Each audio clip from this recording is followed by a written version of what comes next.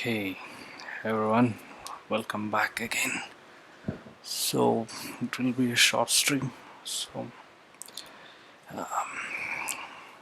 yesterday, after finishing the stream, I just realized in the deployment section I have to mention once it is pushed or before it is pushed. Once you create the app in the Heroku, create a package JSON. Okay, so I'll put it here. So, this also works once you push things to remote or just before pushing we can create an app with desired name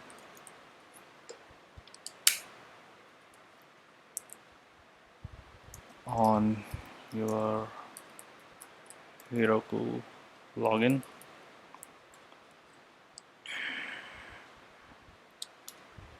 and then we need to add the environment variables with values.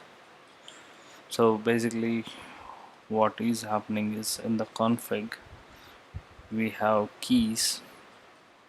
So for production and for dev, so for production we are taking it from prod, that is prod.js, and for development, if it is not production, then we are taking from dev.js. So I'm not pushing this to my Git or Heroku.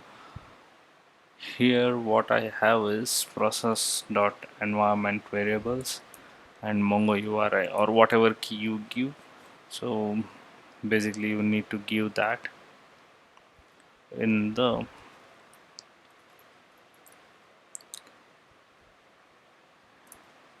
values and access it in the code using key.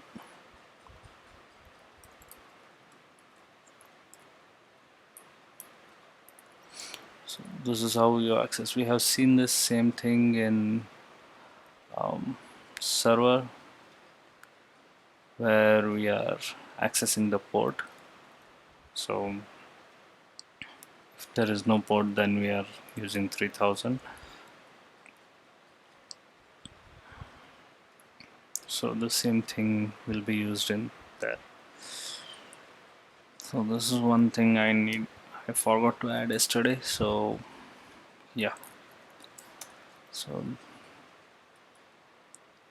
this marks. So basically what we need to know is the Heroku instance just runs a Node.js app with the package.json and the dependencies here.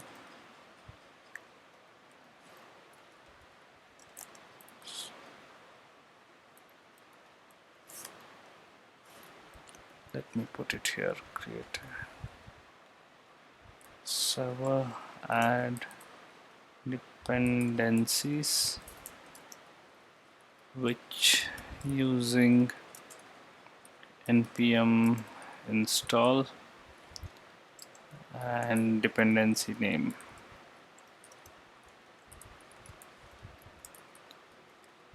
So what this does is this will write the package name. This will add the package name to package.json file under dependencies.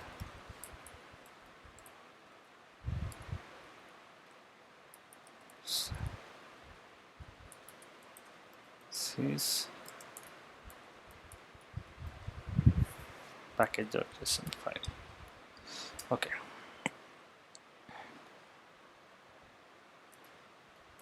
And if you need some packages only for development, then use npm install -dev. Is that right? I'm not sure.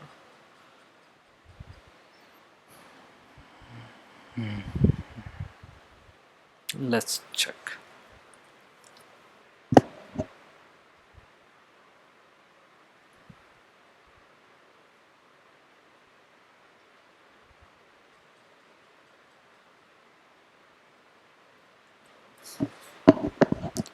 I think it's -save -dev.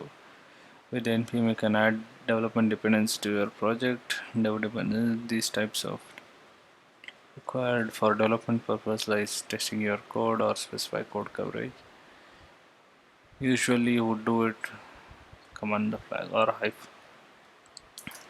Yes. So I wanted this.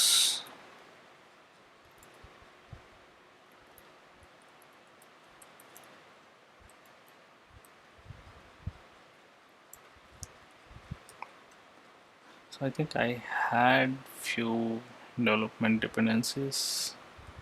Yeah. So Angular CLI is the one development dependency and TypeScript. So what I came to know is the TypeScript which we are using will be converted into JavaScript when we build. So when you go inside here, so everything in here is basically a JavaScript converted into JavaScript. Why we are using TypeScript? Because of the language advantage, where we are conforming to some types. So as you see here in the source, Angular source, when we define the expense, we give here the type. We can create class, we can have types. I don't think JavaScript has that, or in the latest version they might have it.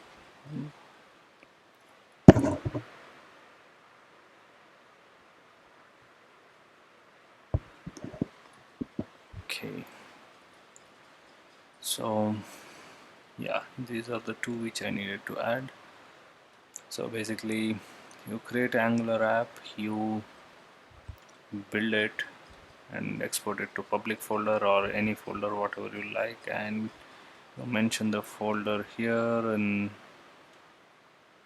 the static one and serve it to any request which is coming for that. Then you have API and API is user. Okay. Okay, now that we have this, so I just want to keep it on record. So there are components and these are Angular components. So basically let's start with initial things. There is a app component. So this is the root of the app. So it has a HTML, it will have a navbar. So this navbar can also be extracted into one component and then use its own service to handle the menu items. As of now I am not doing that. I tried putting this expense here, login logout here, but due to my own time restrictions I haven't done it. I just moved the expense button here. But if you want to have a dynamic based on the state of user login, we can have it here. So for that we need to extract this navbar into a separate component.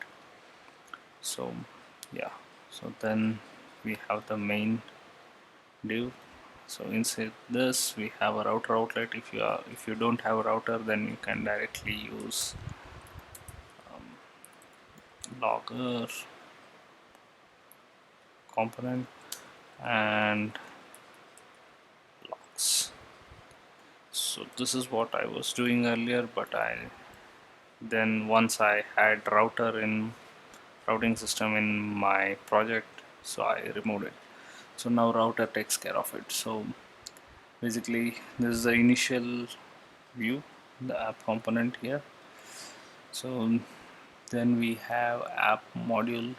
So this is the basic module which we need to define everything here. So I have a basic app component, logger component, logs component, and login component. So what other modules I am importing? So these are the modules I am using in this one, and these are the providers. So can say data providers. I'm not sure whether I'm making a mistake, but yeah.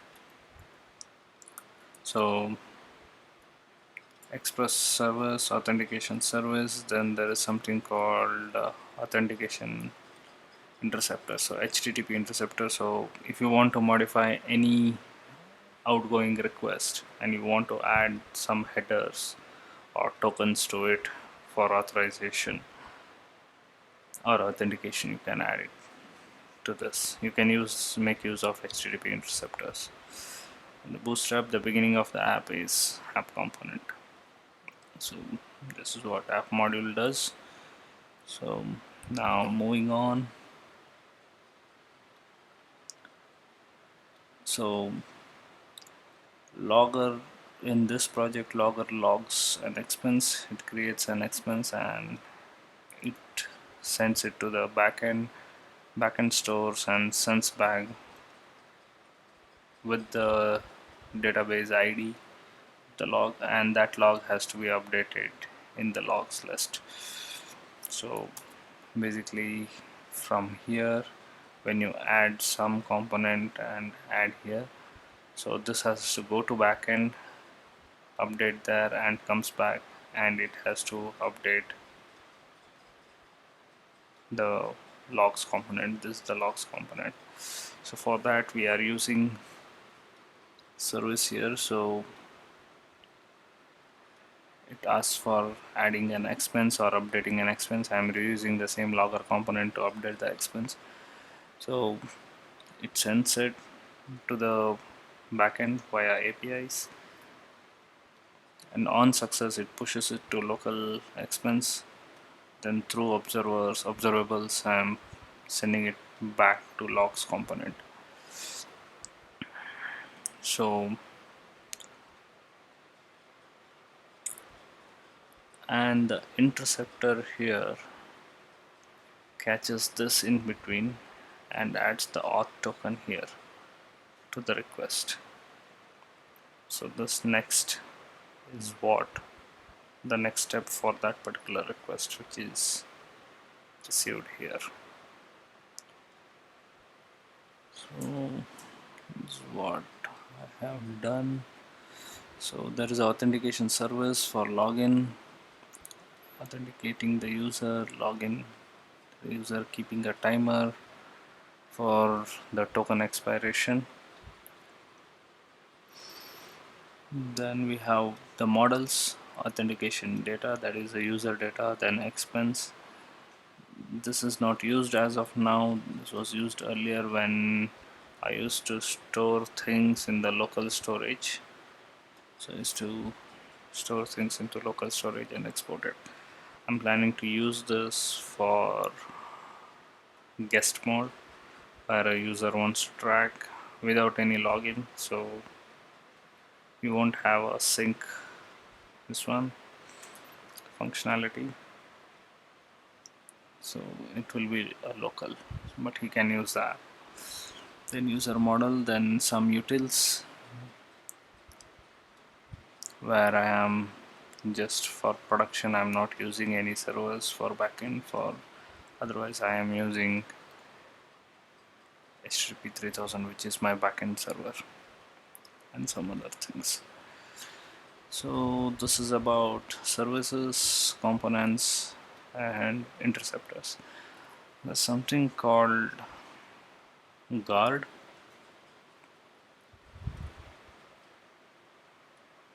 So this is my next step: create mobile apps for Android and iOS. So let's just see first. So I'll take 2 weeks time for each, and my target is to build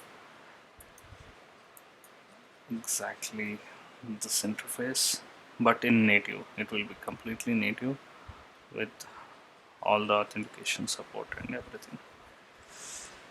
So yep, this is it for the Angular app.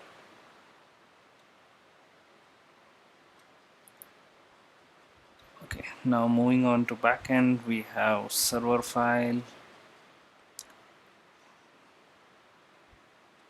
then we have this is the Express backend, we have path functions, utility functions, body parser to parse the request parameters. So this is basically an Express app. This app will be exported, needs to be exported somewhere, or does it run on its own?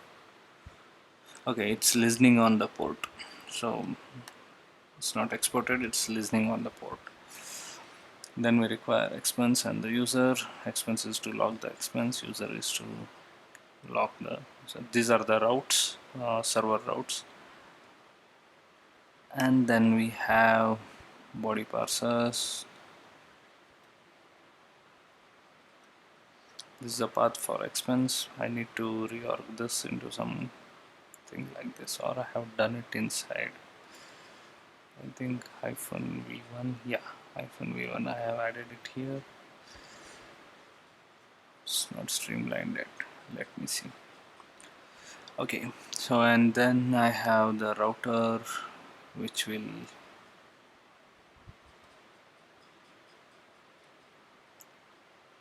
use the headers. This is for course cross origin resource sharing.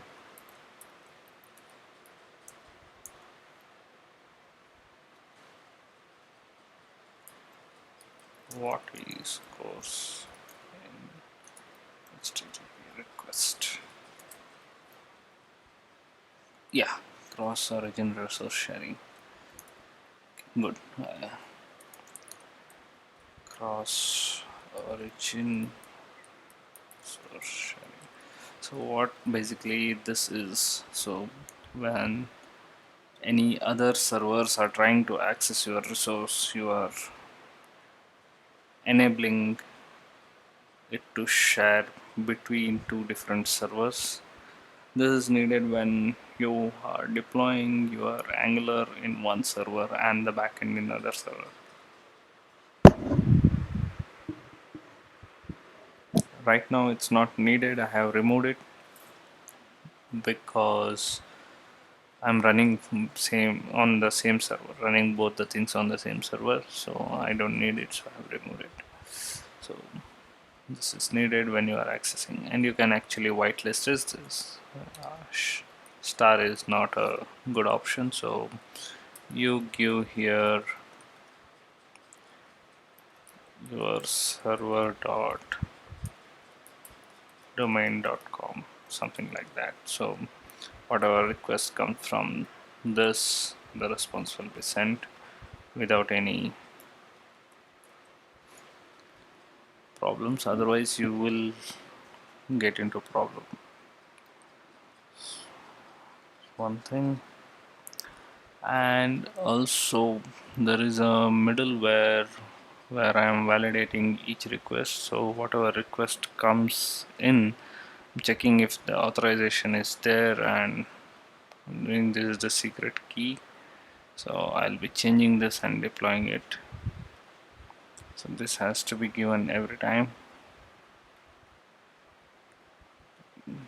This is some kind of password where you can use it as a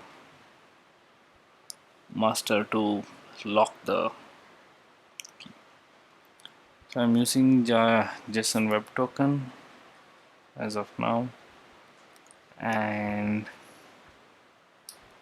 yep,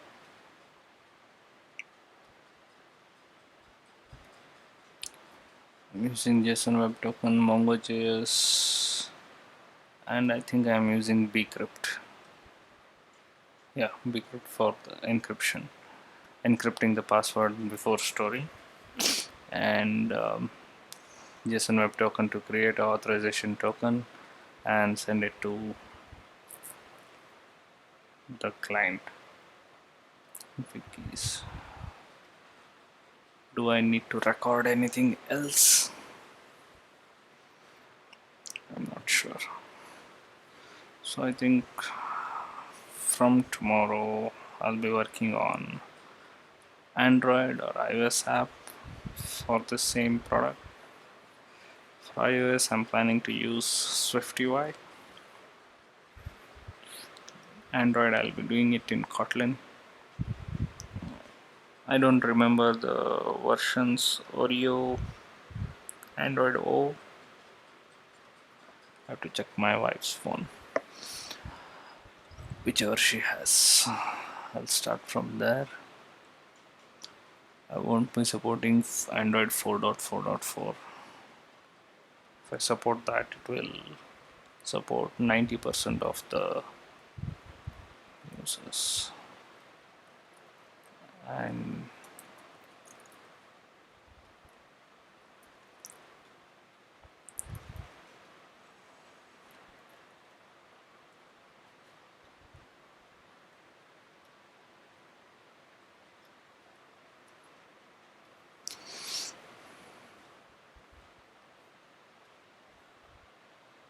I don't think this is, I think in the Android Studio they had. I don't have Android Studio, I have to download it. Okay, let's see how it goes. So 2 weeks per platform. So I think iOS I can finish it early if it's not SwiftUI. It would be like 3 to 5 days. So it won't take much time.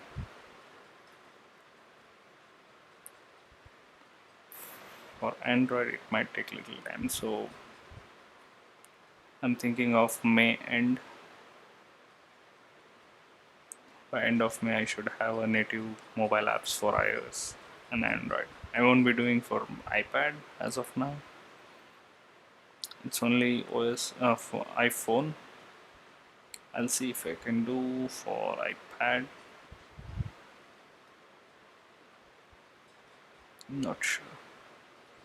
I have to design the UI layout for iPad because it's very simple.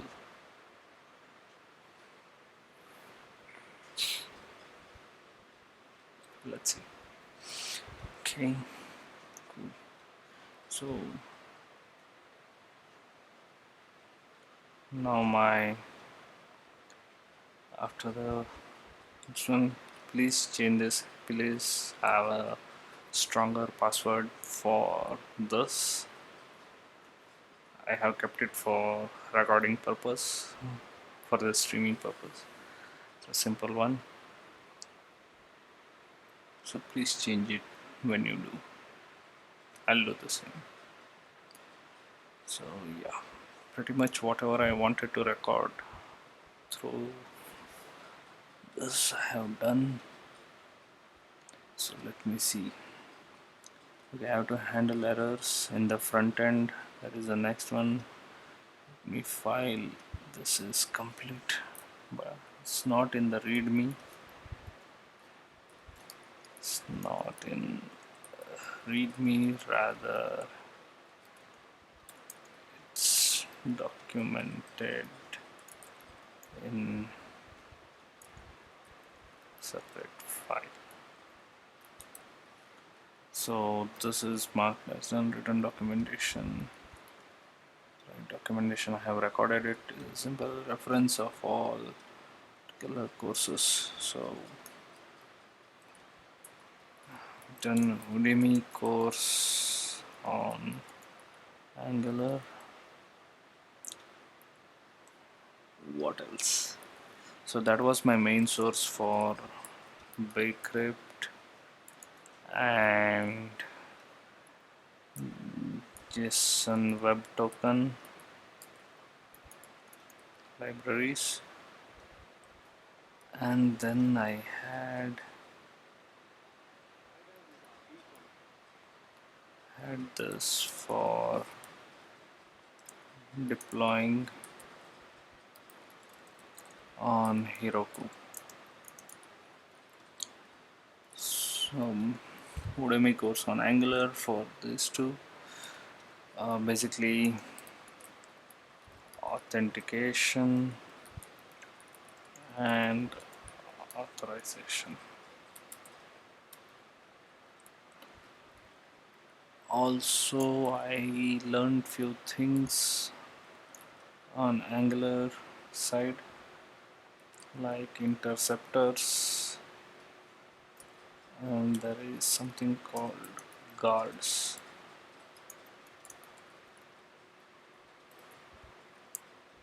So HTTP guards, HTTP interceptors, and guards. Okay.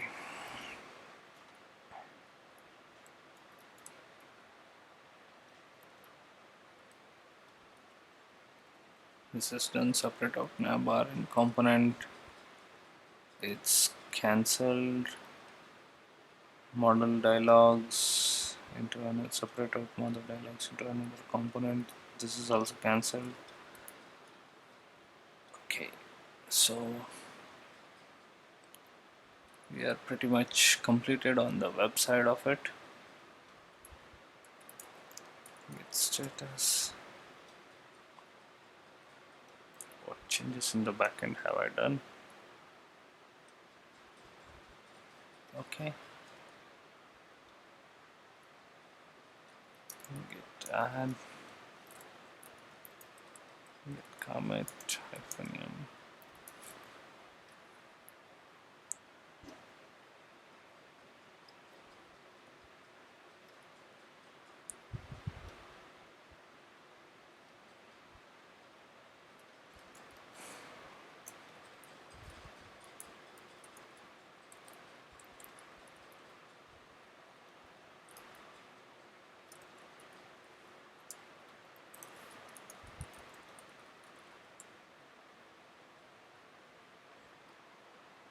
Okay.